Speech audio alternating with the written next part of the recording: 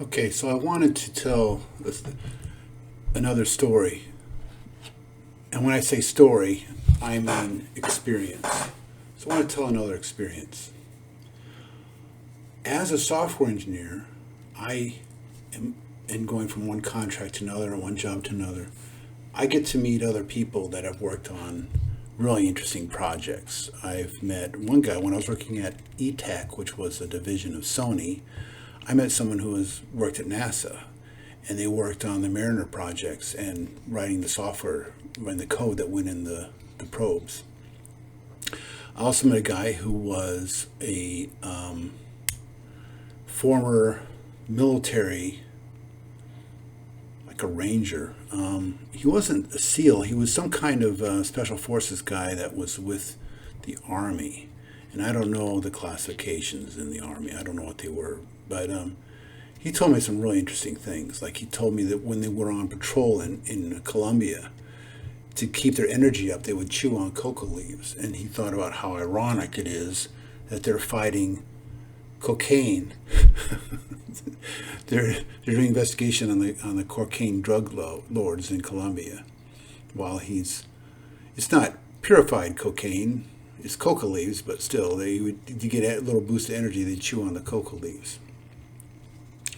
And he told me about when he was in the civilian world, he works with a guy. Now, I got to tell you that right now that I'm 90% sure this guy was telling the truth, because we were sharing war stories, and the stuff that I saw that were true are fascinating enough. There wouldn't be any reason for someone to embellish something who is actually in the military.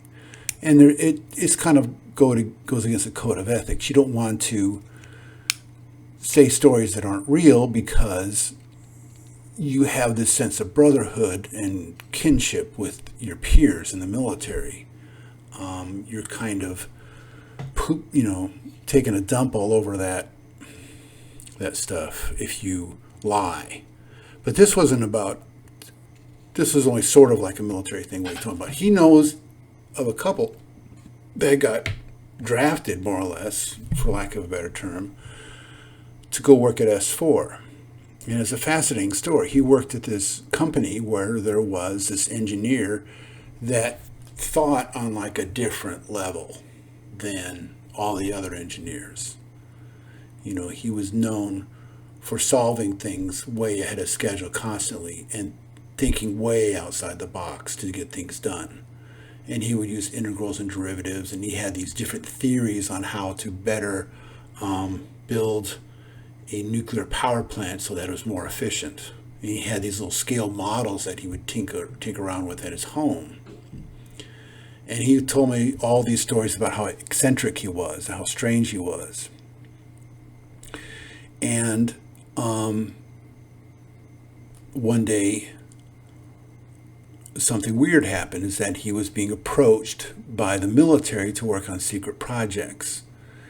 And the military wanted him. Now, this is way after Bob Lazar story in '86.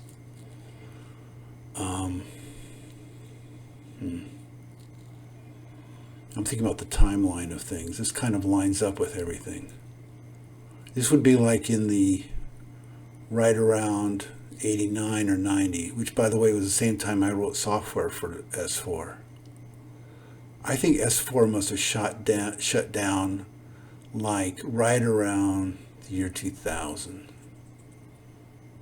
Looking at the timeline of things, when it got to be too ridiculous to have that place there anymore. It wasn't. They had to move everything off site to something else. Anyway, what my friend told me when I was working at Pixel Magic was this genius engineer came to him and said that they were trying the military. He had applied for a job in the military, and they had come by, and they wanted him. They were interested. I think they were interested in him because he didn't have many family contacts. They wanted, and they wanted to make sure that all of his credit cards were paid up, and he didn't have any bills. He didn't have anything that they could make. They could take him, and there wouldn't be any connection to the outside world. I remember that. And like the next week, he noticed that there was this like moving truck that was up at his house, and it was white and it didn't have any markings on it. And there were people moving all this stuff. It was furniture. And then he was like gone.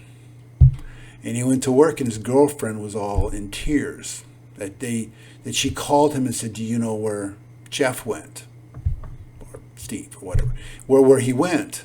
And she says, "No, I don't know." And he told, "Well, there's a movie company that came," and then she was all upset about everything. And the next day, the same thing happened to her. They moved all of her stuff, and she was gone. So I think he must have told the people that he was going to work for that he and his girlfriend were a single package, that he wanted both him and her to go. He was going to marry her, and so she came along. And after a while, people just stopped talking about it at work. He was gone. And then, this is the cool part of the story. Every year, he gets a postcard from them. And it's just like a Nevada, Las Vegas, Nevada postcard. And it would say on it their initials. With love from, J, K, B, C or something. It was their initials. And he would get it every single year. He would get this postcard. And then after a few years, he got one that said the same thing, and it would say +1 at the end. How about that? Isn't that a cool story? It is true. So I know of someone that works at S4. S4 is real. I developed software for S4, and it was billed the same way that Bob Lazar's W2 form shows. Now, as far as what Bob Lazar said, I'll give you the links again, but they're like, all they are is like George Knapp's reports on him, pretty much. And I know that he told George Knapp a lot more than what that, Station 8 KLAS in Las Vegas has reported. There's more that he divulged, because I've seen little clips.